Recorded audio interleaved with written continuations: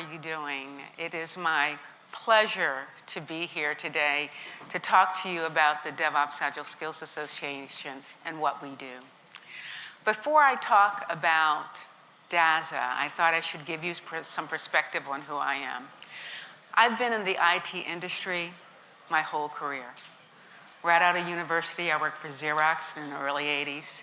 A year later, I was recruited by the Hewlett-Packard Company, where I spent over 20 years in various roles and various divisions. I've been a product manager, I've been a marketing person, I've been a sales rep, a business development person, and the thing that I've loved the most that has been in IT. And later in my career, because obviously you can do the math, I've been around for a while. Later in my career, I was involved in some very interesting projects. When I left Hewlett-Packard, I started my own company. My husband and I traveled the world advocating best practice things in terms of getting new distribution channels and new products started. And then I came in and I started working for a company that was focused on IT best practice training. And we were focused on things like cloud computing and getting that put out in the market. So there was a Cloud Credential Council that we looked at and we worked it with. And then we looked at another venture called building the Lean IT Association, or LITA as it's known. We're really looking at talking about how do you promote lean principles in the market. And while we did that, we began to see and had an eye out for what was happening in the DevOps space. Because DevOps was coming up and we were looking at what was going on, and when you look at what was happening in the IT best practice space and you take a look at what was happening along the development of that, when you had first the lean movement and then you had the IT best practice movement with ITIL, and you had all of these companies, usually tech companies, coming out and building up solutions and providing all types of new technology. We did that in Hewlett-Packard. We built up a whole stack to support that. But then when you looked at DevOps and where it was going, there didn't seem to be a real body of knowledge out there that was talking about, how do you get your teams ready for DevOps? So I was very fortunate to be a part of the team that launched the DevOps Agile Skills Association, because what we looked at was what are the skills and knowledge areas that you need to successfully transition your people, your organizations to a DevOps way of working. And you've heard some of the great presentations earlier yesterday about the surveys that they've done and the work in terms of upskilling and culture. And then you heard the great presentations earlier this morning by John and by Mark as they talk about how do you get ready to do DevOps. So what we did is we built a competence model based on 4 skill areas and 8 knowledge areas to help IT professionals and teams transition to the new IT way of working. But we didn't do that in a vacuum. We took this concept and idea before we ever came to the market, and we went out and we tested it with about 40 different companies. And we said, does this competence model of skills and knowledge development make any sense to you? And when we launched Dazza, 29 of these companies, we called them forerunners. Coming from those Americans, you'll understand the term forefathers. A forerunner is someone that can see something is happening, that change is about to happen. And a lot of our forerunner members were companies that you know well. JFrog, Electric Cloud, Xavier Labs, not to mention corporates, KPN, Nationwide Insurance. All of these companies joined with us and helped us launch Dazza on the marketplace because they did feel that there was a real opportunity for skill and knowledge development in the marketplace. So I think as we look at what we've built and how we move and how, from a technology perspective, how these software methodologies keep evolving, and we as IT and tooling companies keep developing. I see a big contrast of what happened in the early days when ITIL was coming up, and all of the big names back then, the HPs, the CAs, the BMC softwares, the tooling companies that were coming together to make ITIL into ITIL. We see the same thing happening here, and the technologies that you're building and the things that you're bringing is changing everything. So my topic is there a DevOps skills gap?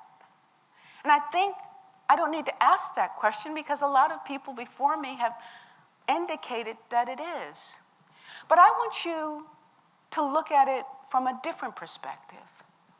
Because being tech people, we like talking tech things. But I want you to put your hat on and think about what's really driving this. Who's really making these things happen? You know, the early innovators, they changed us. How many of you have mobile devices? Anybody? Oh, let me ask it differently. Who doesn't have a mobile device? Better question. How many of your children and your grandchildren have mobile devices? Come on, don't be kidding me. You know you have them. How many of you have most of your life? Most of your life is being run by this mobility and these digital devices. How many of you? All of us. These digital business models have disrupted everything. When you take a look at Amazon, remember when they just did books? Amazon is 24 years old. Remember when Google was just a search engine? Google is 20 years old. Netflix is 21 years old. But what did they do? They showed us such innovation. And when technology comes together, that's when the magic happens. That's what we tech people live for. I'll have a personal story, my Netflix story. When I grew up, we had a black and white Motorola TV, and I was the clicker. And my mom and dad, and maybe the Americans will remember this show, the older Americans, if there's some here, and it was the Lawrence Welk Show. I don't know if anyone ever heard of you, but it was ballroom and polka music. So every Sunday at a script time, I'd sit down with my parents and we watched the Lawrence Welk Show. So consequently, I grew up not really caring much about television.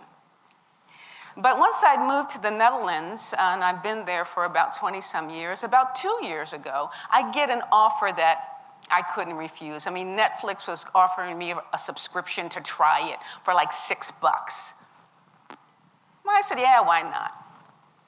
So I got Netflix. Oh my God. Netflix changed my life. All of a sudden, you know, the girl with the black and white Motorola TV, I could watch an episode. I could watch 10, I could watch seasons. Commercial free. You know, I just recently caught up with the Game of Thrones because I totally missed that, so I'm ready for the last season. But that changes you, and it changes our expectations of who we are. Google Maps saved my marriage. You have no idea what it's like to be a person who you know you cannot read a map, sitting next to a husband who expects you to read the map. So now all I do is I tap in and I let her do the talking, and our relationship has been very harmonious. But you get what I'm saying. I'm saying that we should never lose sight when we are talking about transformational change. We should never forget who's driving that. Let me say it again.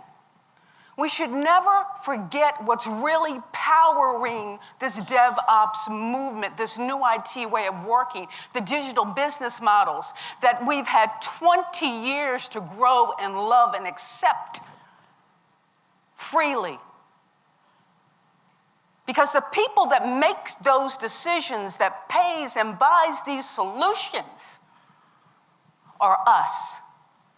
And you know what's scary right now for companies? And that's why everyone is trying to figure it out. How easy is it if you download an application that you depend on and it doesn't do what you want it to do? Today, they're on all these big contracts where we're locked in and we can't change and we can't move. Understand it. Today, they can delete your application, not even think 2 seconds about it, go to the App Store, and what will they do differently? And you all know it's true. You'll read what they're writing about that app. And if it's not looking good, you won't even bother to download it. That said, as organizations now are looking at how they transform themselves to this new IT way of working, even though they've done it before with other innovations like the lean movement and the Agile movement, the ITIL movement. It's never easy. You see those big cruise ships out there, and some you tell them to bang a Yui? It's not that easy to do. And we focus so much on the culture, and we don't focus enough on the culture. We focus so much on the technology and the things, but these organizations are struggling with culture and teams and tooling and different languages and different mindsets. And all of a sudden, you're asking them to do something they've never done before. And because there were so many surveys, I wanted to add one too. Because culture is the most significant barrier in the digital effectiveness, and that's coming from McKinsey. But I want to go further than that. Look at what else they're saying. Cultural and behavioral challenges, lack of understanding of digital trends, lack of talent for digital, lack of infrastructure, it goes on. If we really believe big organizations can change everything overnight, go from where they've had waterfall approaches to building their products and services, years of trying to put in agile practices and streamline their processes. It cannot happen overnight. It takes time. It takes time to change. And John said it perfectly this morning, and this was my DevOps move of being fast. I put it here. Because at the end of the day, what did he say? You can't lean agile, save for DevOps your way around a bad organization's culture. And we better understand that. Because changing culture is hard. And in the Accelerate, the latest State of the DevOps report by Deborah, they talk about it and they go in depth. And if you haven't read that, I encourage you to do so. And even John talked about the different types of cultures within organizations in his presentation. And that's important. But understand, we are at a point where we have really senior people in the marketplace, older people, subject matter experts, and we have a whole bunch of younger people coming up. Where do you find the middle? So you really have to understand with one generation, you have to make a hard call of maybe telling people that what they've spent their whole life building and the way they've worked their whole life is suddenly obsolete. So let me ask all of you, what do you think your organizations, what's your most valuable resource? Long as you know.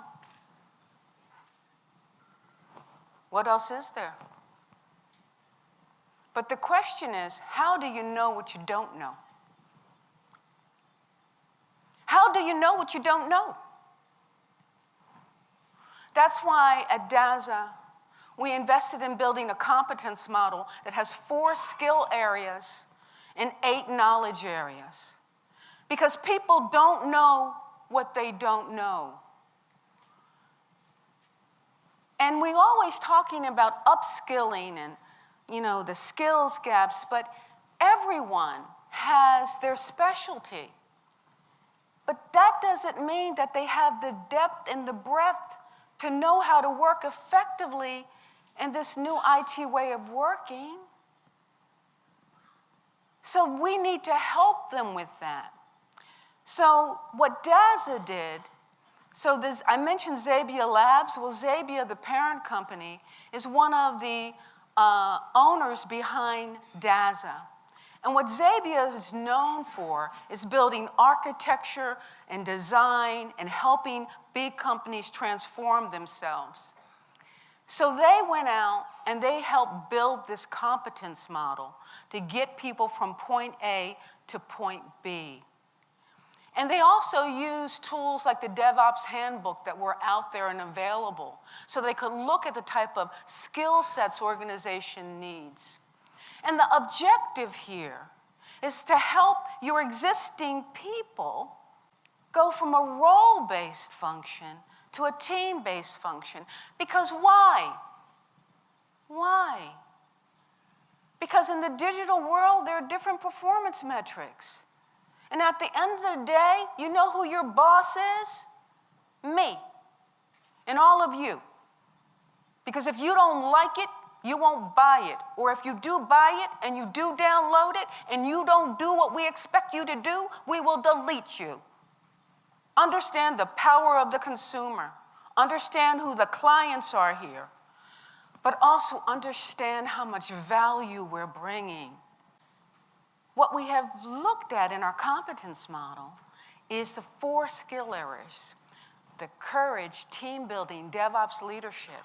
These are things that your people need to do in order to be successful in trying to drive change. As we all know, when DevOps was really kicking off, it was those brave business unit managers that went out there and said, okay, we've been doing Agile.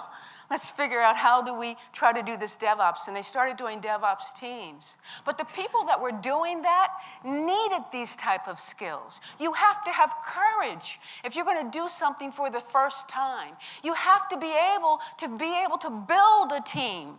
And team building has never been more important. When you look at your own teams and you look at the synergy that you have, the energy that you bring, DevOps leadership, you need someone to stand up and say, this is the new IT way of working. This is what we need to do to be successful within the organization. And then, of course, continuous improvement. And then there's business value optimization, the knowledge areas. Everybody on a team, no matter what their specialty may be, should know a bit about, is the things that we're doing and building in these products and services, are they meeting the value of the business? Are you going back and doing the analysis, checking the feedback that's coming through to make sure that it's doing the things it's supposed to do? And what about that architecture and design? What if you have a poor architecture? You have architecture that's not there. The design isn't good. A lot of companies are facing that today. They don't have cloud-based architectures. Their designs are antiquated. Programming, everything is code. Continuous delivery. How do you continually deliver in today's age? Testing has never been more important. The job of the tester has been elevated to here. No longer are they spending time, wasting their time testing on things that will never become a feature or never be utilized. They're driving the testing. Infrastructure engineering, of course, security, risk, and compliance. So not only did we build a competence model as kind of a guideline of how people can move and change, we came up with a certification path for individuals as well. The fundamentals level, getting everybody to understand how to speak the same language. And then as these roles evolve and change, people are thinking of what did I want to do as I grow my career?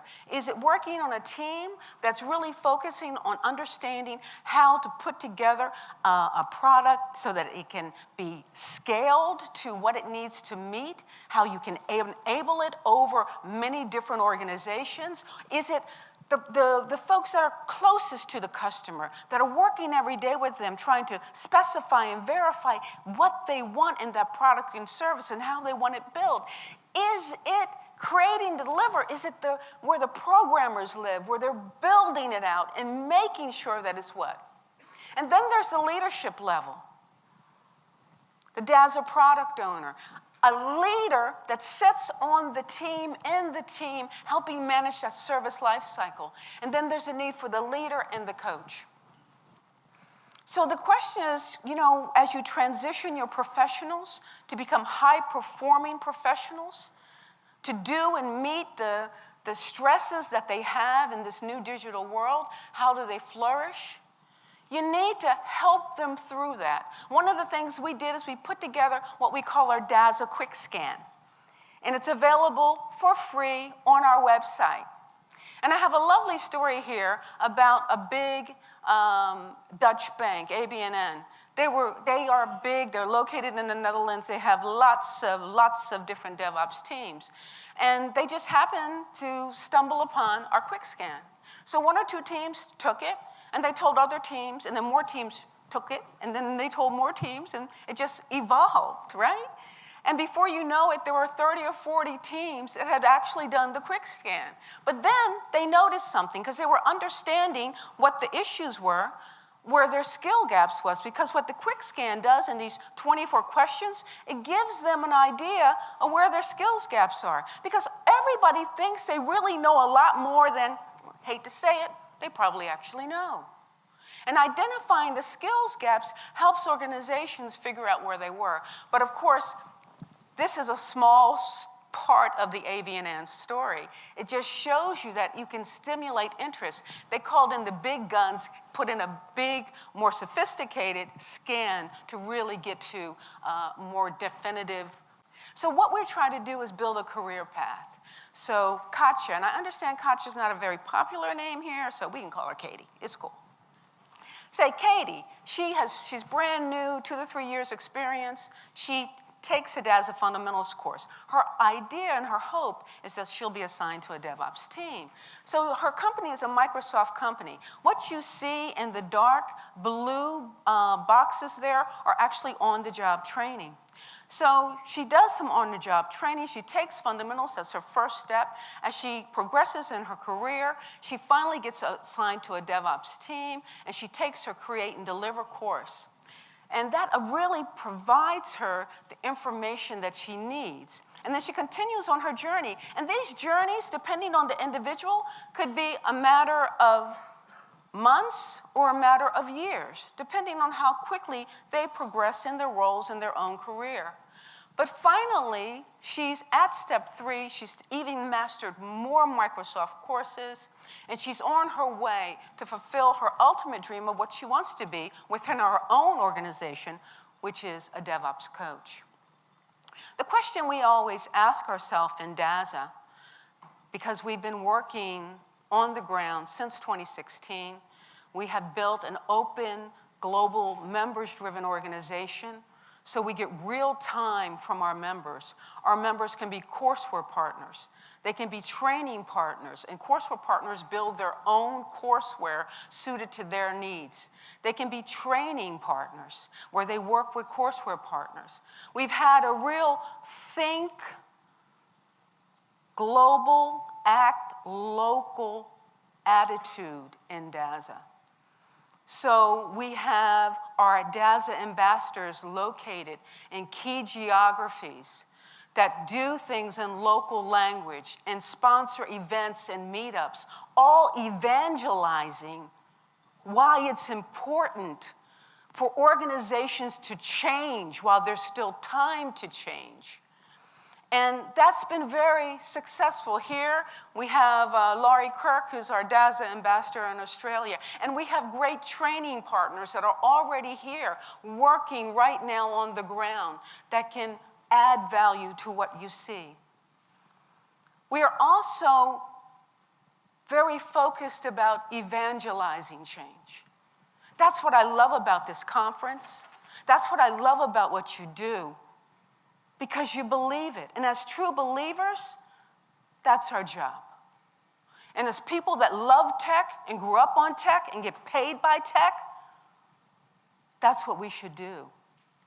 But we felt from a Dazza's perspective, it wasn't enough. So a lot of people that have used the Dazza competence model, particularly consulting organizations, have come back to us and they've taken what we built in terms of our competence development, and they've been really trying to fulfill it even further than what we did. So CGI, for example, is a big consulting company. They're based in the Netherlands, but they're also global. They went and took it upon themselves to map 200 additional training courses that, to be frank with you, Dazza would never build. We would never build it. So for their testers, they're looking at best practice training from ISTQB. They're building out what that profile would be for their people so that when they go to their clients, they can say, you know why we're picking Alice for this job? We're picking Alice because she meets every single one of the criterias that you need for her to do that job.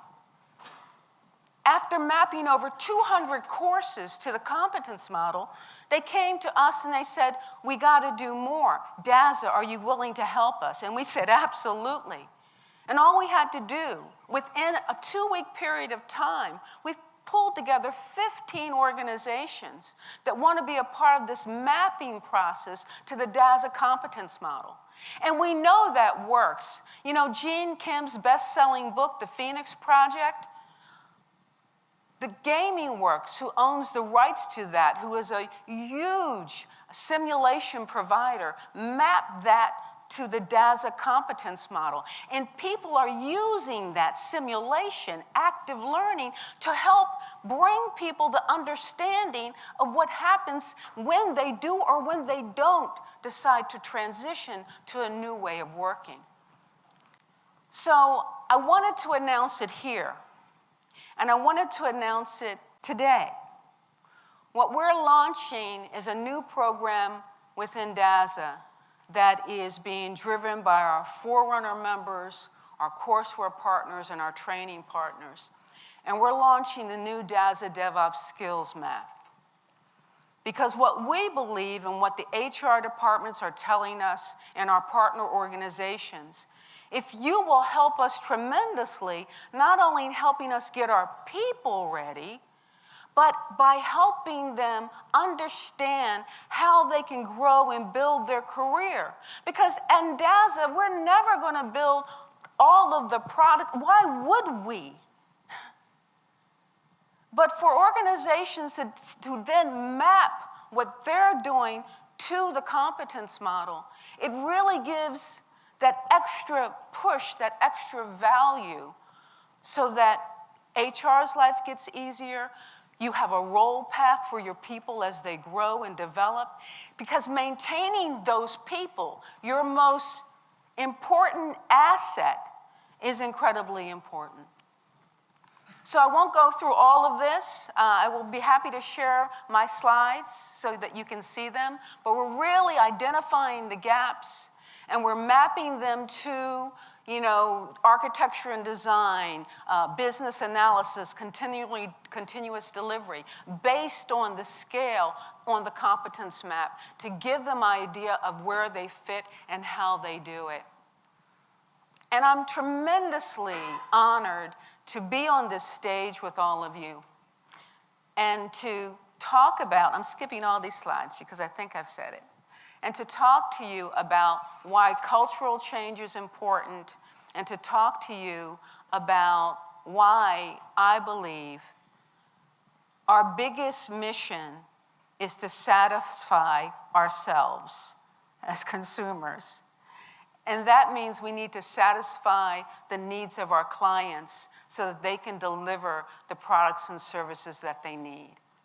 I'm all out of time. You find that I would love to talk about this. We're out there with our booth and with our folks.